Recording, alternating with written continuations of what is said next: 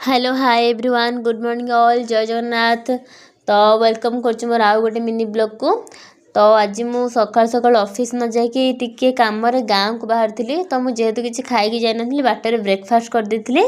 Then तापर मु कड़े बाहर की जी पुणी गड़बड़ हेनी हो पारनी। देखूँ वर्षा राणी आमर कौड़े पुणी बरसिले तो से टिके छाड़ी ना ना मुझे बाहरी गली खाली ना रही लेट हे पुणी मत आज फेरियार अच्छे भुवनेश्वर।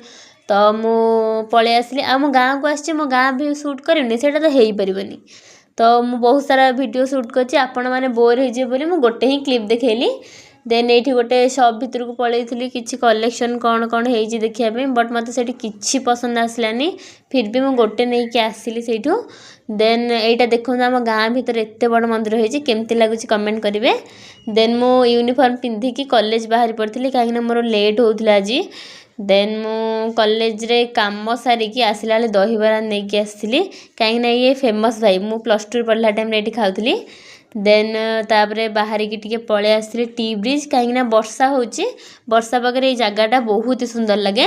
तो पानी भी आसला बहुत सुंदर लगुला। मु तो सजेस्ट करी आपण मैंने निहाती वर्षा दिन में थरुटे आसतु देखिए केमती लगुच। यहाँ आम कटक डिस्ट्रिक्ट ही जाऊँगी।